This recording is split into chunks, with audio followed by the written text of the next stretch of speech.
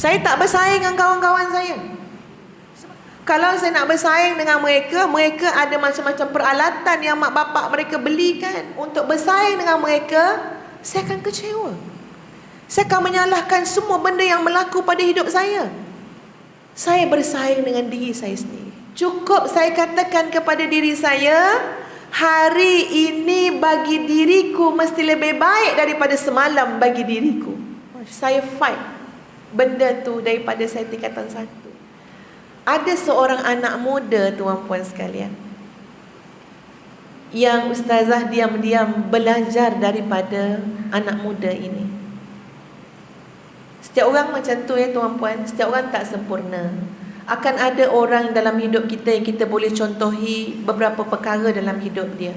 Ya, bukan bermakna dia sempurna, bukan bermakna kita sempurna, tapi akan adalah beberapa aspek yang kita boleh contohi. Jadi ustazah mengenal seorang anak muda, tuan-puan sekalian, yang dia ini menghadapi maknanya ibu bapa dia berpisah. Alah, biasa orang sebut apa? Broken family. Kalau berpisah aja orang panggil broken family kan. Jadi itulah anak muda ni, laki-laki.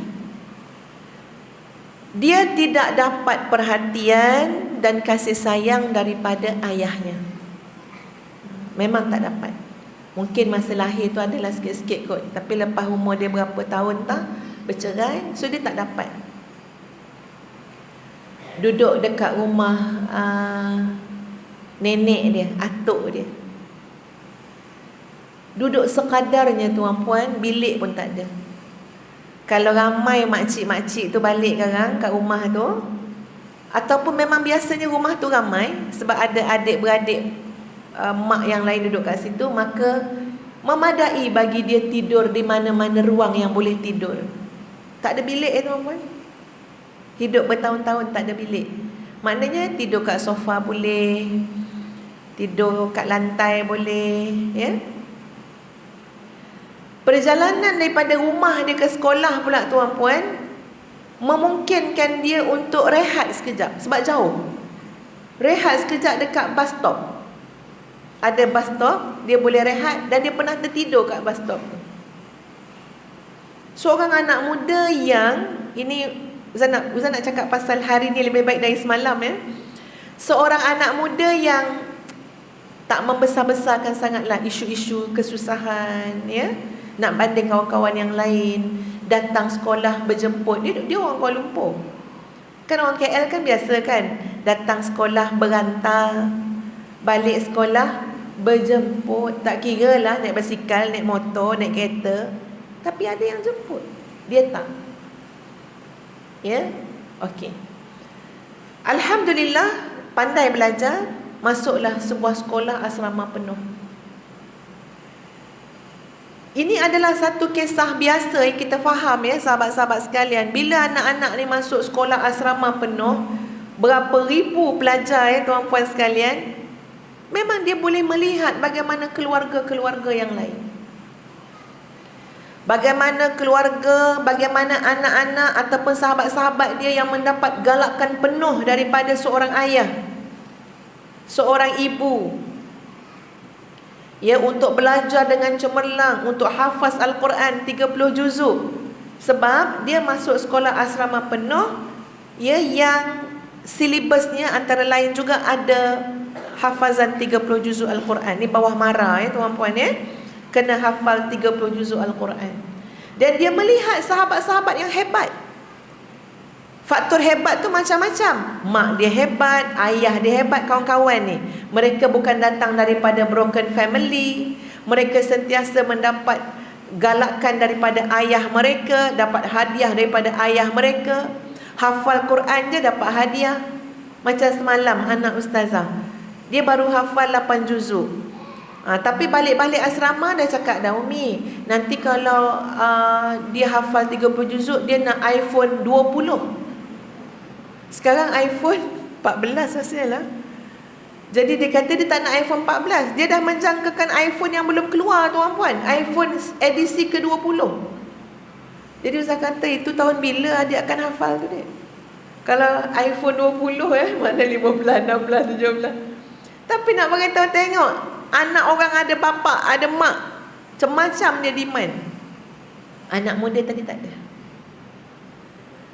Dan dia kata dia nak fight rasa, ini saya cakap dengan dia, dia nak fight rasa rendah diri, rasa putus asa, rasa sedih memanjang. Satu perjuangan dalam hidup anak muda, tingkatan 1, tingkatan 2. Lalu dia minta bantuan Allah Subhanahu Wa Taala untuk bagi dia satu kekuatan untuk dia bangunkan diri dia sendiri. Di tengah-tengah dia melihat tuan-puan, orang lain lebih bagus, lebih baik kehidupan yang mereka nikmati daripada dia. Saya tanya dia, macam mana dia fight semua tu? Saya tidak bersaing dengan kawan-kawan saya. Saya tak bersaing dengan kawan-kawan saya. Sebab saya tahu kalau saya bersaing dengan mereka, mereka ada mak yang memberikan perhatian penuh kepada mereka bersama-sama dengan ayah. Sedang saya ni mak saja, ayah tak ambil peduli. Kalau saya nak bersaing dengan mereka, mereka ada macam-macam peralatan yang mak bapak mereka belikan. Mereka kalau balik rumah, cuti-cuti, tengok tuition dia setara mana yang mak ayah dia bagi. Ya, baik secara online maupun secara fizikal. Saya tak mampu bersaing dengan mereka. Kalau saya mengambil pendekatan untuk bersaing dengan mereka, saya akan kecewa.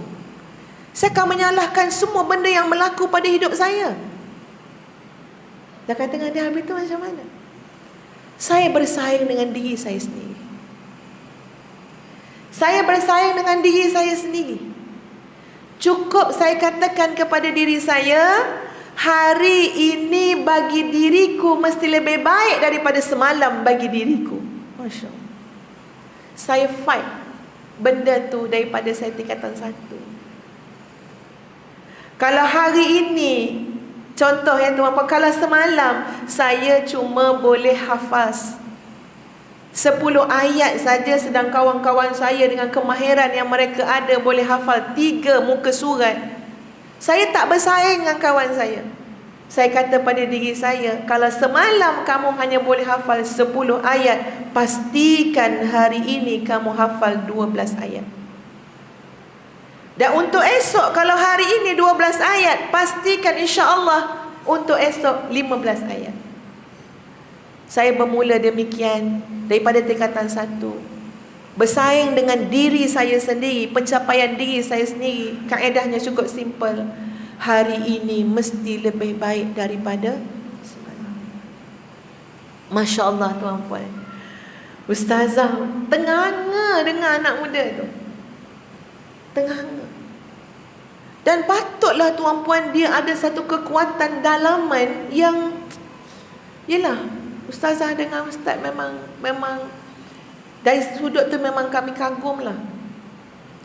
Dia letih ke, dia penat ke, tapi bila sebut kuliah agama, kuliah ilmu yang dia dah mendisiplinkan diri dia untuk ikut, dia akan ikut.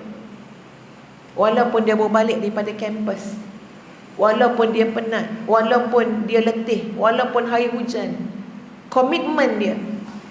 Dan ini memang datang daripada kekuatan dalaman ya tuan-puan ya. Kekuatan dalaman. Ustazah menung dengar apa yang dia cakap. Kenapa? Cuba tuan-puan bayangkan, sekiranya setiap hari formulanya adalah kita lebih baik daripada semalam, agak-agak macam mana kita akan jadi sekarang? Betul. Kenapa tak jadi apa-apa? Kenapa kita tak jadi hafizah Quran 30 juzuk? Kalau ambil kaedah, hari ni lebih baik pada semalam, kita startlah masa kita umur 12 tahun, hafal satu ayat, agak-agak hari ni jadi hafizah Quran tak? Hafiz Quran tak 30 juzuk? Satu ayat sehari. Hari ni lebih baik daripada semalam, hari ni 2 pula. Lepas tu lebih baik daripada semalam, 3 ayat pula. Agak-agak habis tak 6,666 ayat? Habis.